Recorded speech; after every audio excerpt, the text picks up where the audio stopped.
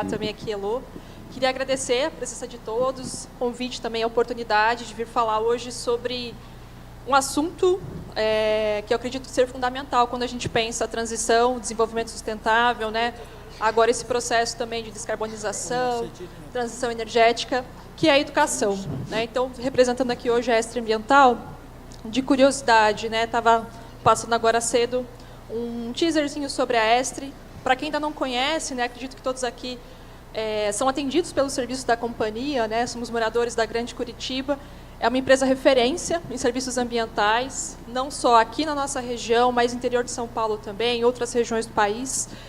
Mais de 3.500 trabalhadores, pensando em serviços que vão desde a coleta, né, coleta dos nossos resíduos, ao desenvolvimento de tecnologias que vão olhar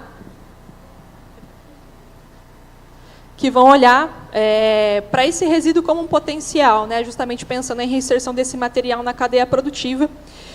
E de curiosidade também, né, pensando esse retorno para a sociedade, sobretudo para as suas comunidades, onde ela está presente, mas também para os seus colaboradores, que hoje aqui é o Tempo de Aprender, um dos projetos que é desenvolvido pela companhia, em parceria com o Instituto Estre. Deixa eu ver se eu consigo passar aqui.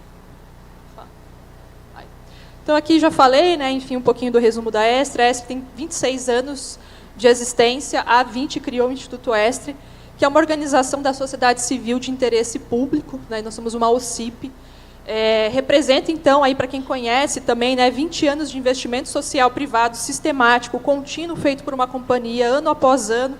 Hoje a nossa receita, a receita do Instituto, que permite justamente, né, que os projetos tenham uma continuidade no tempo, esse olhar, né, de retorno para a sociedade, atrelar também esse investimento à sua própria receita, né. Hoje nós temos uma vinculação bastante significativa.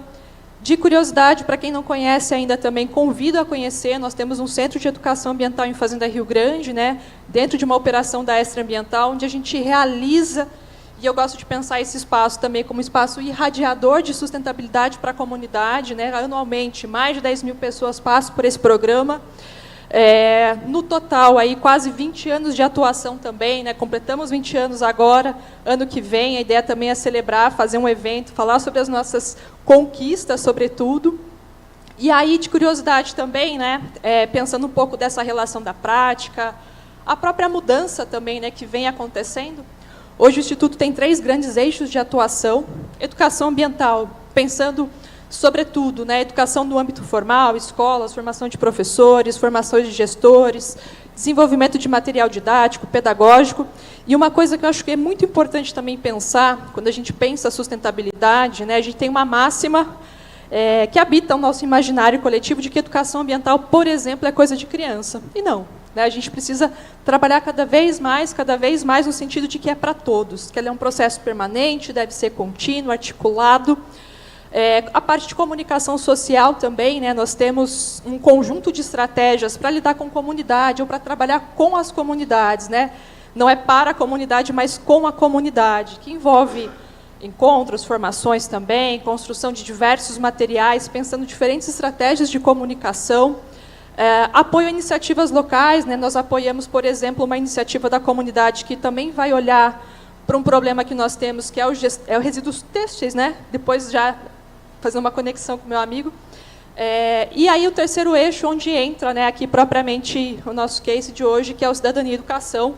E aí pensando grandes temas como diversidade, gênero, relações étnico-raciais, muito numa perspectiva de formação pessoal, mas também profissional, né, entendendo principalmente nessa relação com a Estre, que esse colaborador, para além da companhia, ele é uma pessoa que está na comunidade, tem o seu ciclo de pessoas, seus vínculos, a sua trajetória. Então, o que é o tempo de aprender? Né? O tempo de aprender, se fosse para resumir, é a Estre, né, por meio do Instituto Estre hoje, levando a educação formal, né, educação básica, ensino fundamental 2, ensino médio para dentro da companhia. Então, se a gente parar para pensar hoje, né, eu estava buscando agora mais cedo, a gente tem quase 40% de pessoas, de brasileiros, numa faixa etária entre 25 a 64 anos, que não terminaram a educação básica. Para quem não sabe, educação básica, né, educação infantil, ensino fundamental 1, ensino fundamental 2 e ensino médio. Então, a gente está falando de um contingente de pessoas que, por razões diversas, né, principalmente ligadas a questão da desigualdade social, né? Então, o setor, por exemplo, de limpeza urbana, de limpeza de serviços como um todo, vai acabar refletindo essa desigualdade social, né? Então, a gente tem um contingente de pessoas que não tiveram essa oportunidade. E aí, o que acontece, né? Tentando seguir aqui o meu tempo. Esse método que nós utilizamos dentro das operações da Estre Ambiental, e aí em parceria com gente de gestão, né, como a gente chama o RH hoje, com as operações, lideranças locais, ele é um método próprio, tá? Ele é um método que vai combinar horas à distância, as horas tutoradas, com material didático próprio também, muito numa perspectiva de olhar para esse aluno colaborador, como a gente chama, de entender quais são as dificuldades dele, por que ele, por exemplo, não voltou, ou por que ele não está estudando na escola do bairro, né? O poder público já oferece isso. Quais são os desafios? É o acesso, é a permanência, são os recursos. Então, a gente combina esse conjunto de atividades integrado ao ambiente de trabalho. Hoje nós temos 6 turmas, já adiantando também, né? 3 operações da Estre Ambiental aqui, mais conhecida na João Negrão, tendo aulas 2 vezes na semana, João Bétega também, CGR Iguaçu em Fazenda Rio Grande. Esses horários são ajustados, né? Esses colaboradores eles estudam no horário de trabalho, ou pós a jornada de trabalho, ou anterior à jornada de trabalho. Então, isso é uma coisa que facilita a permanência dessa pessoa nessa jornada, né? Rumo a concluir o que a gente chama de educação básica. Metodologia própria, acompanhamento próprio. Hoje nós temos professores que são formados, especializados em educação de jovens e adultos.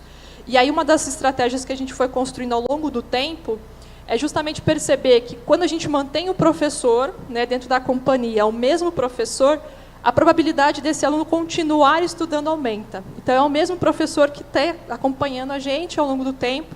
Nós temos casos de professores que estão há 5, 10, 12 anos no programa, justamente para estabelecer essa relação de confiança, né? Então, passa a professora Olinda, por exemplo, é fã-clube da professora Olinda. E ela consegue, né, com essa relação professor-aluno, trazer mais gente para a sala de aula e fazer com que essas pessoas permaneçam. Uma outra curiosidade também, muito parecido com o que acontece em cursos de graduação, são sistemas modulares, né? Então, conclui-se, por exemplo, uma disciplina, avaliação, conclui-se outra disciplina. Por quê? Porque a gente encontra, olhando para o conjunto de trajetórias desses alunos que hoje atuam, né, como coletores, varredores, operadores de máquina, por exemplo, níveis diferentes, né, concluídos, por exemplo, um até a 8ª série, outro até o 9º ano, outro foi até o 9º ano, metade do ano. Então, também esse sistema modular, além de facilitar essa jornada para o próprio aluno, permite atender esses colaboradores que ficaram ou pararam em diferentes níveis.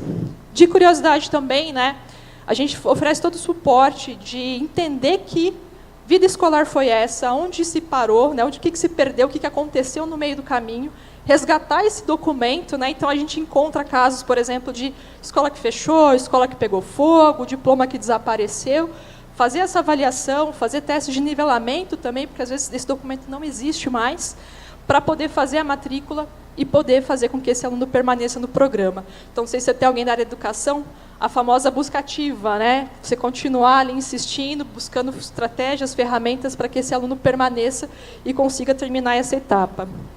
Já caminhando para o final aqui, então, um pouquinho os resultados alcançados. Esse ano nós fechamos 6 turmas, quase 250 matrículas, pensando que a Estre, né, 3.500 trabalhadores, é um número bastante representativo.